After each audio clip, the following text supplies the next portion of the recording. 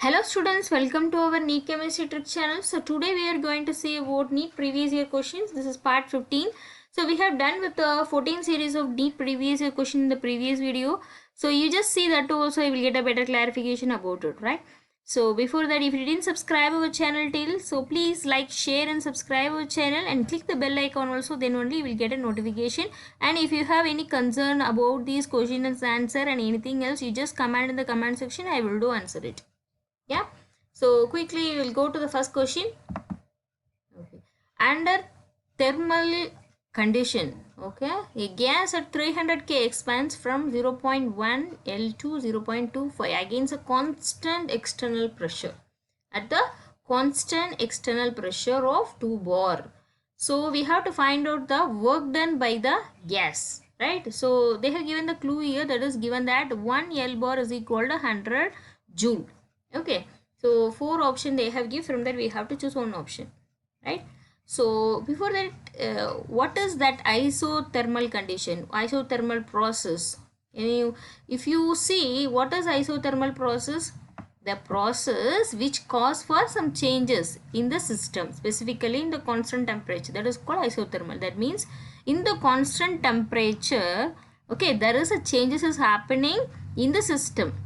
For example, in the refrigerator, no, the reaction, all the reaction is going on the refrigerator or thermal process at a constant temperature is maintained in it, no, in the refrigerator. So same as we will give the other example also, like melting of ice at the 0 degree, it is a thermal process. The 0 degree is maintained, it is a constant temperature, right?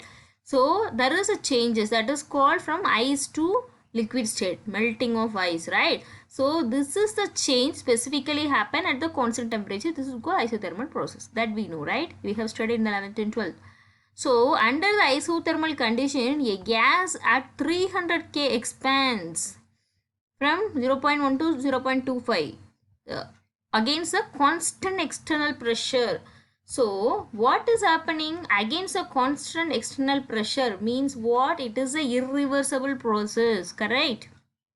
No, it is a irreversible process of isothermal, right? So the process that cannot return both the system surrounding to their original condition, that is called irreversible. It cannot return to the original condition. It is a irreversible. Reversible means it can able to come to the original condition. It cannot come to the original condition means that is irreversible process, right? So it cannot return to the both system and surrounding to the original condition, that is called irreversible process, because what is happening here, against the constant external pressure is happening, so that it is a irreversible process, that we have learned in the 11th and 12th, right? So we have to find out the work done by the gas. We have to find out. For that we have to do, what is the formula for the external pressure, right? In calculating the work done of isothermal reversible process, there is a formula, no, for the external pressure. What is that? The gas expanding against a constant external pressure is irreversible process. So the work done we have to calculate. So minus P external pressure, what is that? Del V means what? V2 minus V1. There is a changes in the volume, right? What is that here?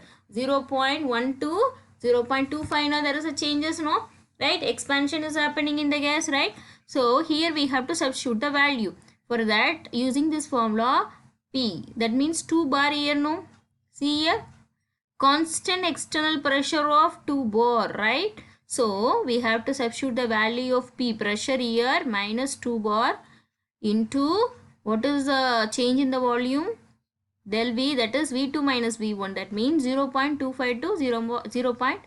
0.1, correct? This is the 0.12, this is the first one, this is V1, this is V2, right? This is initial, this is end volume. So V2 minus V1, that we have to substitute here. So then what is that? Unit here bar L, no, we are using the unit here bar L, right? So is equal to, what is the answer? Minus 2. So if you subtract this value, you will get a 0.15 L bar. So after that, what will happen? The amount of minus 0.30 L BR you will get. But here they have given the things in the option, no, all the options or majority options belongs to joule, right? So here they have given the clue also, that is 1 L bar is equal to 100 joule. So we have to find out the work done. So belongs to the joule may be the answer. So we have to find out the answer in the joule. So work done by the gases we have to find out here. So into what happened, that is 1 L bar is equal to 100 joule, right? 1 L bar 100 joule. So 100 joule divided by L bar, no, we can write, no, right? So you can cancel the L bar here, right? So you will get answer of minus 0.30 into 100 joule. So what will you will get the final answer minus 30 joule. So this is the correct answer. So which option is correct here? The second option, minus 30 joule, is the correct answer for this particular question. Yeah. So let's go to the second question. The number of moles of hydrogen molecules required to produce 20 molecules of ammonia through the Haber process. So what is Haber process? So as we know earlier, what is Haber process means? It is an industrial process for the producing ammonia. It is a process of producing ammonia by the reaction of what? How we can get the ammonia? Nitrogen and hydrogen, right? The simple reaction of nitrogen and hydrogen. It is an industrial process. So the reaction will be like this. Nitrogen N2 plus 3H2 gives the product of 2NH3.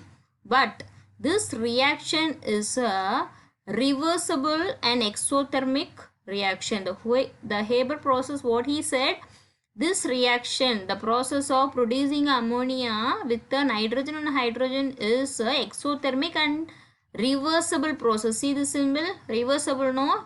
So ammonia can give a nitrogen and hydrogen give a ammonia, right? So that the yield of ammonia is favored by low pressure, low temperature. Okay, so this is what. So that we know this is a Haber process, right? So here the question is the number of moles of hydrogen molecules required. How much the moles of hydrogen molecules required to produce 20 molecules of ammonia we have to find out according to the Haber process, right? So initially we know that 3 moles of hydrogen form 2 moles of ammonia. Am I right? Right? So we have to find out the 20 molecules of ammonia, how many hydrogen is needed. So that we have to find out, no. So from this equation, 2 molecules of NH3 gives the 3 molecules of hydrogen, that we know. So 1 molecule of NH3, how much we needed for this hydrogen? 3 by 2, correct? 3 no here, 3 by 2 moles of hydrogen is needed for the 1 mole of ammonia. Correct. For 1 mole of ammonia, 3 by 2 means for the 20 mole of NH3 ammonia is. So how we can calculate? 20 into 3 by 2, otherwise 3 by 2 into 20. Okay. So we can calculate. So you will get answer of 30 here, right? 20 into 3, 60. 60 divided by 2 is equal to 30, no? Correct? So finally you will get the answer of 30. So what is that? The number of moles of hydrogen molecules required, that is how much? 30 moles of hydrogen molecules required to produce 20 moles of ammonia through the Haber process. Okay, so this is the answer. So which answer is the correct answer? Third one is the correct answer, right? Okay students, I think you have understood all the questions and answer. If you have any doubt also, you just comment in the comment section. I will do answer it. Okay, so we will see in the next video. Till that, you didn't subscribe our channel, please like, share and subscribe our channel and click the bell icon also. So then only you will get a notification. Yeah, thank you.